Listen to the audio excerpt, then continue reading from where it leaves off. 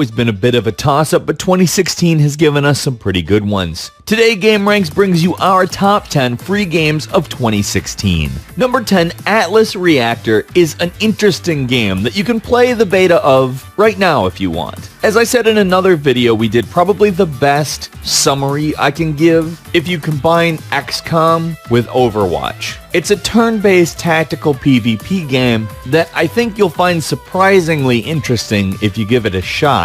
It kind of scratches an itch that I feel like I get whenever I do play XCOM. XCOM is not an arcade-oriented game, and turn-based games typically don't feel arcade-oriented really on the whole, but Atlas Reactor kind of gives you a competitive arcade feeling situation while still being a turn-based tactical game, and I really enjoy it. Number 9 is Adventure Communist, which is the official sequel to Adventure Capitalist. Just like its predecessor, the game is a clicker, although there's a lot more depth to it than that. Some clickers can be total garbage, but this brings in some nice simulation elements that, combined with the humor, really make for a more interesting experience than you would expect when I said this is a clicker. And builds on a lot of the things that that game brought to the table, except for something that I think some people will probably like a lot more. Although it may seem like a turnoff at first, it kind of does its microtransaction prompting at the start of the game and then lets you be if you just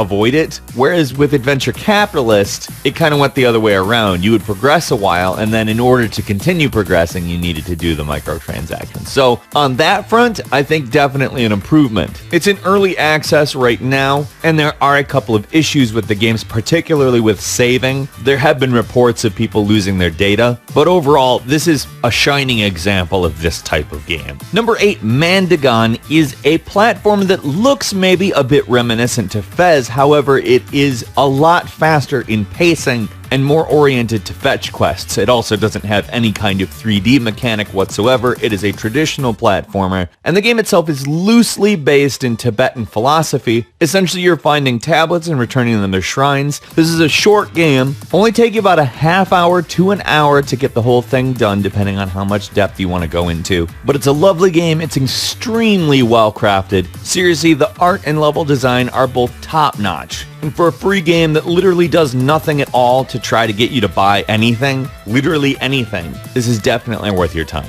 Number 7, Paladins, which is kind of like Overwatch. However, it has a much more fantasy-oriented slant to it. And I wouldn't call it exactly a clone of Overwatch on account its scoring system is actually quite a bit different. I would say just a bit more on the traditional side as far as that goes. But the idea of every hero having a different role and playing its part in each battle does sort of come through in the same way here. Being this one, though, is free to play versus Overwatch's $60, this one is a little bit more concentrated on the microtransactions, although it's kind of irritating that a $60 game like Overwatch has microtransactions in it. It's at least a little bit understandable here on account you get a game for free, however, it's still annoying. Like, microtransactions are never going to not be annoying, but as far as free to play goes, if you're not really wanting to buy Overwatch or don't have the money to buy Overwatch, this is a very good substitute for it, and it has every bit as much a personality as Overwatch. Number 6, Warface 2016 Anubis is a free-to-play first-person shooter that has both co-op and player versus player modes, and is really fun.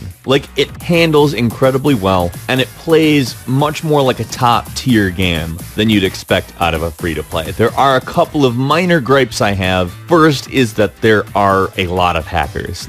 And I know I'm not the only one who will complain about this in the world, but there are times when this is just taken over by people who are hacking the game. And the other one is that unless you're willing to put in literally an obscene amount of time into the game, this is a pay-to-win game. Now, that being said, people who really like putting lots and lots of time into a game and aren't terribly upset by essentially a long grind, this is a well-made game. Hopefully it becomes a little bit more balanced in the future, but the good stuff makes it really hard to ignore. Number 5, WildStar is an MMO that I think, in my opinion, is a lot more interesting than your typical MMO because it takes the combat a little bit further. It's a lot more skill-oriented than luck-oriented, and I dig the more real-time feel. Also, this game has an absolutely dynamite graphical style. It is such a pretty game and takes fantasy and sci-fi and mixes them in such a way that it comes off as completely unique. Obviously, it's a sum of its parts, but I don't think that it's been employed like this anywhere else. It's beautiful. Absolutely a stunning game.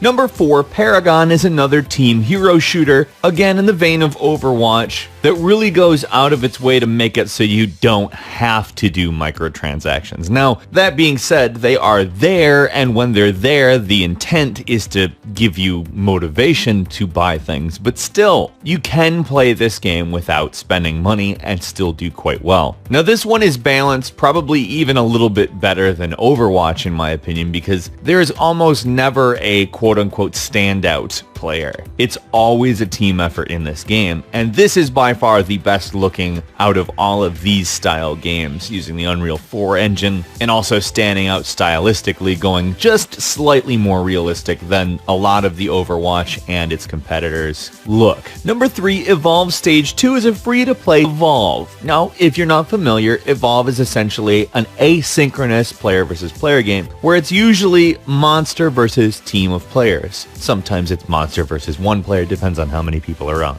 That's an exaggeration.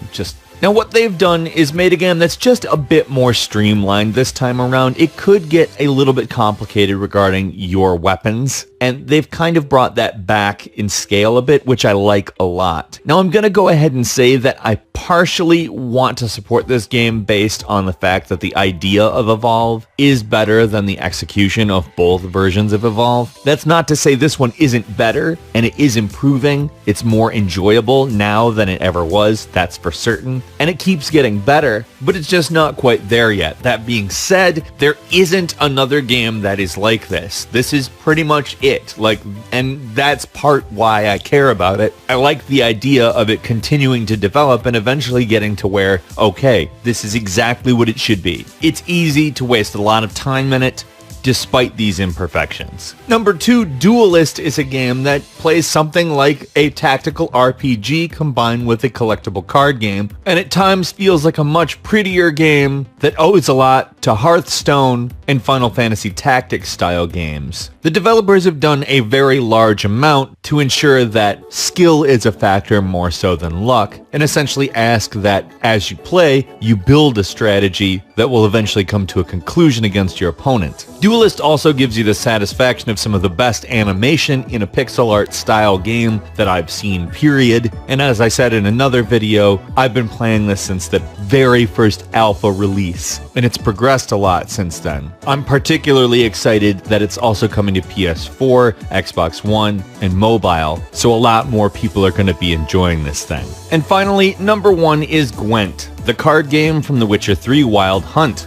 Gwent is a 3-tier, turn-based, class-based collectible card game that I got surprisingly into while playing The Witcher 3 Wild Hunt. So much so that it became a distraction, and when I finally wanted to finish The Witcher 3, it kinda needed to stop playing Gwent. I needed to tell myself, stop playing Gwent. I have a feeling they knew that people were doing this, because to make a completely separate experience that plays exactly the same, albeit a lot more depth-oriented, is a smart move. Gwent requires a lot of bluffing and skill-oriented judgment calls that I think make it one of the more fun card games out there, because it's not overtly complex, but it requires you to know a lot more than it might lead on to. Free games, what's got your attention? Let's hear that in the comments. If you enjoyed this video, please click like, and if you're not subscribed, now is a great time to do so. We upload brand new videos every single day of the week, and the best way to see them first is, of course, a subscription. As always, we thank you very much for watching this video. I'm Falcon. You can follow me on Twitter @FalconTheHero, and we'll see you next time right here on GameRanks.